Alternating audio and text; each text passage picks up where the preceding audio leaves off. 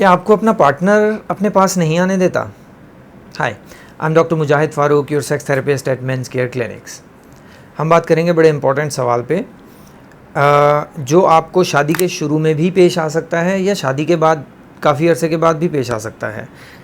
सवाल ये है कि मैं कैसे अपने पार्टनर का मूड इंटीमेसी की तरफ लेके आऊँ। बट इससे पहले एक सवाल ये बनता है कि मेरे पार्टनर का मूड क्यों नहीं बन रहा। जब आप इस सवाल पे गौर करेंगे तो आप लामुहाला उस प्रॉब्लम की तरफ पहुंच जाएंगे जिसकी वजह से आपका पार्टनर इग्नोर कर रहा है आपको।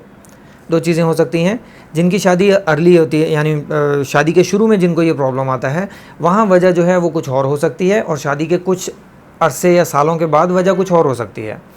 पहले बात करते हैं शादी के शुरू में। शादी के शुरू में अमूमी तौर पे जैसा हमारे एशियन कल्चर है कि लड़की से बिना पूछे उसकी शादी कर दी जाती है, या अगर वो राज़ी नहीं भी है तो भी किसी के साथ उसकी शादी कर दी जाती है।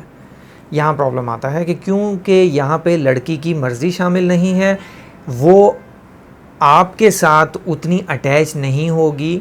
अगर वो किसी और को पसंद करती है और शादी आपसे हो रही है तो then definitely you are gonna face the problem. तो इस चीज़ को मेक श्योर करें कि बिना रजामंदी के अव्वल तो ऐसी शादी ही मत करें, वरना सारी ज़िंदगी भुगतते रहेंगे। अगर सिर्फ आपको पसंद है और उसे आप पसंद नहीं है तो ऐसी शादी करने का कोई फ़ायदा नहीं है, क्योंकि आप सारी ज़िंदगी जो है वो इग्नोरेंस फेस करेंगे, राइट। दूसरी चीज़ कि शादी के बाद कुछ टाइम के बाद अमूमी तौर पे लड़कियां ज़्यादा इंटरेस्ट नहीं ले रही होती हैं। इस सवाल का जवाब ये आता है कि अगर कोई शख्स आपको खाना बना के दे रहा है और वो खाना मज़े का नहीं बनाता, भूख बहुत लगी थी आपको बट उसने जो खाना बनाया मज़े का नहीं था, कितना खा लेंगे आप? भूख मिटाने की मजबूरी में थोड़ा बहुत तो खा लेंगे, लेकिन आप पेट भर नहीं खाएंगे, आपको मज़ा नहीं आएगा। दोबारा वही शख्स आपको खाना बना के दे तो आपका दिल भी नहीं करेगा। अब यही कंडीशन होती है कि चूँकि हमारे यहाँ सेक्स एजुकेशन नहीं है, लड़कों को नहीं पता होता कि अपने पार्टनर को सेटिस्फेक्शन लेवल पे कैसे लेके आना है। तो क्या करते हैं, उनका फोकस सिर्फ रहता है पेनिट्रेट करने पे और स्ट्रोकिंग पे, और इसी में वो जल्दी से डिस्चार्ज भी हो जाते हैं। रोमांस की तरफ कोई ध्यान नहीं होता, अपने पार्टनर के मूड की तरफ, उसकी डिज़ायर की तरफ, उसकी ख्वाहिशात की तरफ, उसके प्यार की तरफ, रोमांस की तरफ कोई उसका अटेंशन नहीं होता। फोकस सिर्फ ये होता है, लाइट कुंडी लगाई, लाइट ऑफ की और पेनिट्रेट। हार्डली 1 से 2 मिनट, सारा मामला ख़त्म। अब उसमें क्या होता है, इस 1 से 2 मिनट में वो बेचारी अभी तैयार भी नहीं हुई होती और सारा मामला ख़त्म हो जाता है।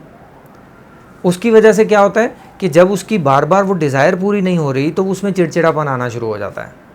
अब जब वो आपको मशरिकी औरत होने के हिसाब से कुछ कह भी नहीं सकती, होता है बाज़-औक़ात वो नहीं शर्म की वजह से बता रही होती। शादी के शुरू में यही चीज़ें चल रही होती हैं कि जी वो शुरू में तो कंप्लेन नहीं करती थी, अब कंप्लेन करती है। भाई वो शुरू में कह नहीं पाती थी, अब वो कहना सीख गई है। तो ये ज़रूरी नहीं है कि वो शुरू में कैसा था और अब कैसा था। द पॉइंट इज़ कि औरतों में अमूमन वजह ये बनती है कि या तो वो सेटिस्फाई नहीं हो रही हैं किसी जगह, किसी लेवल पे जाके, जिसकी वजह से जब रोज़ रोज़ उनको वही सिनेरियो फेस करना होता है तो वो कहती हैं दफ़ाई करो, ये ना ही करें तो अच्छा है। तो वो इग्नोरेंस शुरू कर देती हैं और फिर बंदा कहता है पता नहीं उसका मूड क्यों नहीं बनता इस तरफ। तो उसके लिए ये है, अगर ऐसी सिचुएशन हो भी गई है तो आपको चाहिए कि अगेन मेरा वही पॉइंट जो मैंने दूसरी वीडियो में भी आपसे डिस्कस किया था कि रोमांस पे फोकस करें। आपका रोमांस जितना अच्छा होगा, लड़की का प्लेजर उतना ज़्यादा होगा। जितना उसका प्लेजर ज़्यादा होगा, वो अगली बार उतनी ही इंटेंसिटी के साथ आपके साथ जो है वो इस सेक्सुअल इंटीमेसी में जो है वो इन्वॉल्व होगी। ऑन अदर हैंड, मर्दों को ये भी नहीं पता कि अपने पार्टनर को एजुकेट कैसे करना है इंटीमेसी के लिए। आपको सब अमूमी तौर पे पता होता है, जैसे हम मुआशरे से जो सेक्स एजुकेशन लेते हैं उनको नहीं इतना पता होता, उनको गाइड आपने करना है। तो यही वो पॉइंट है जिस पे आपने फोकस रखना है कि उनको कैसे इंटीमेसी की तरफ लाना है। वो आपकी की है रोमांस। Thank you.